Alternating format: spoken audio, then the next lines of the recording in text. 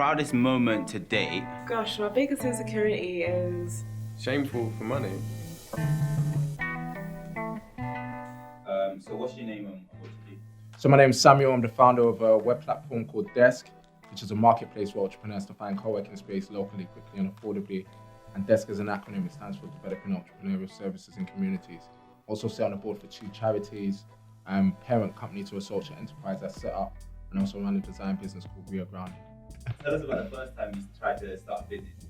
So it was when I was 19, set up a social enterprise called Hustlebucks under the umbrella of a charity. So basically, we're training young people in garment printing. We started off as a clothing brand as well. So we did prints on brand around topic issues. So like boys and girls, youth violence, different kinds of issues. We launched a pop-up shop in 2010. What did you want to be when you were a kid? So I wanted to be one of 2 things actually. I wanted to either be a fighter pilot or an artist. Those are 2 very different things. So yeah. So the fighter pilot came from inspiration from my brother. He wanted to be a fighter pilot. The other one was an artist because I was good at art and design. Ended up in the graphic design field. So what would you say is your proudest moment as an entrepreneur? I would say working with Airbnb was pretty cool. So we did an event at their offices last month after launching DESC, when we received 250k from JP Morgan for an apprenticeship program that we launched in 2013 to 14. What would you say is your strongest character trait? I would say I'm quite tenacious. So I'm someone that I don't take no for an answer. You know, I'm someone that's quite headstrong as well.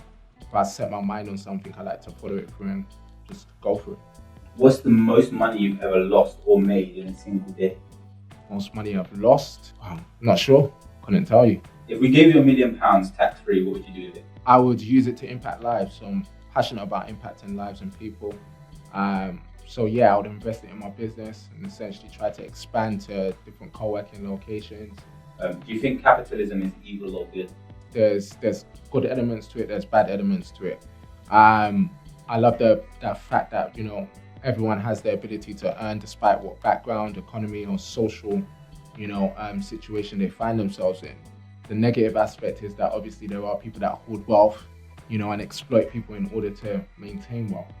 What is your most difficult customer or client?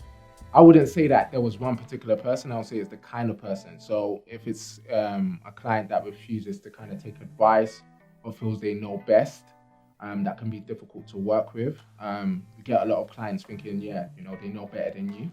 So they want to advise you in terms of how they go about things.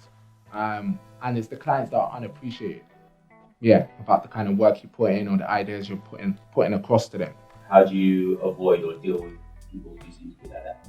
Try to come to a compromise on understanding. So essentially I would advise them and say, this is what I think. But customers tend to always be right. So if they're paying me, yeah, cool. You know what I mean? I'll do what you need me to do, but I might disagree with them in terms of the output. Have you ever been conned or tricked by anyone in business? No, I wouldn't say that I have. No. Come close, but no. What time do you converse? So it's funny because when we were launching DESC, there was a VC company that reached out to me and said they basically wanted to invest in DESC, but they wanted 50% equity.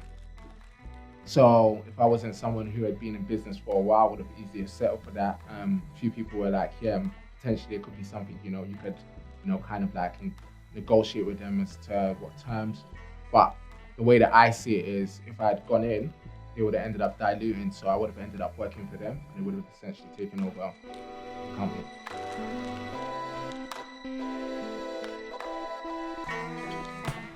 Tell us about your lowest point as an entrepreneur and what did you learn from that experience? I think my lowest point as an entrepreneur had to be last year. So basically there was just a lot of things happening. Left my church I was part of for 10 years, ended up falling out with a family member, mentor disappointed me. So that whole period was quite difficult. Do you know what I mean? I was just starting DESC as well. I'm trying to get funding.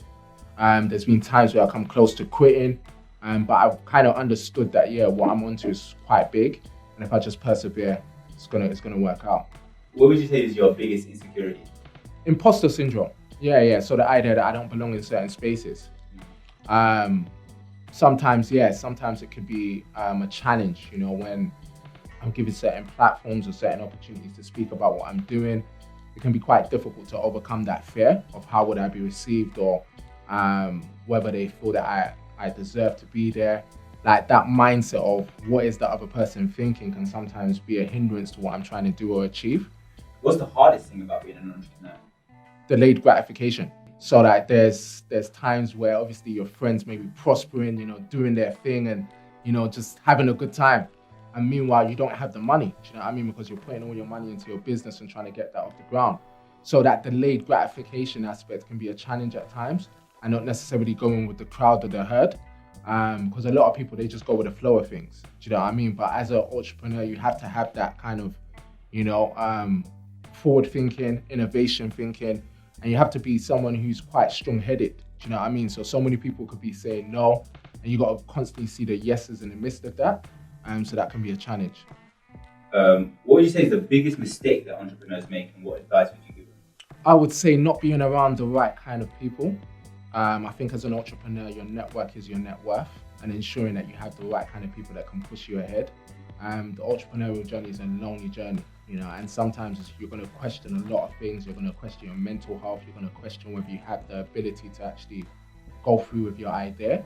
So having the right support system is crucial, and I feel that so many entrepreneurs sometimes feel that they just can, do it their own way. Do you know what I mean? And they essentially don't need anyone, or they're an island. That's the worst mistake you can make as an entrepreneur, because no one's an island. We all need someone. What inspires you on a day-to-day? My faith. So I'm a Christian, passionate about the things of God and just my faith. Would you say poverty is a choice? No, I wouldn't say it's a choice, because there's so many people, like obviously in third world countries, I wouldn't say third world, developing countries, that are putting in the work, doing their dues day to day on the market stalls, trying to earn a living, and they're not. Do you understand? Because of the economic environment that they have belonged to. That contributes, that your mindset can contribute to poverty, but I wouldn't say at the heart of it, it's a mindset. Did you ever take on debt to get started? No, I haven't. If you became the leader of the world, what would your first action be? Free education. I think, it's important that everyone's educated. Do you know what I mean? Everyone has access to education, because that's the only thing that can alleviate us. What's the most shameful thing you've ever done? What's the most shameful thing? I think I was when I was like 14 or 15. So I must have sold my bike for a stolen phone and money for some reason. I don't understand that. You sold it for a stolen phone? That's the first time I heard that one, bro. No, sorry, no. Sorry, I sold my phone for a stolen bike and money. So yeah. So I sold my phone, and my phone was a contract phone as well. So I was quite dumb. Do you have any encouraging sayings, words, phrases, ideas that you want to give any aspiring entrepreneurs that might be out there? And too many times people are focused on just the money aspect of things. How much money am I going to make, rather than the impact that they're going to make as a result of their ideas. So just ensure that at the heart of what you do is a bigger why, and it's bigger than you. It's not something that just revolves around you, because you can't build a company around yourself. It has to be about impacting lives, and it has to be about a vision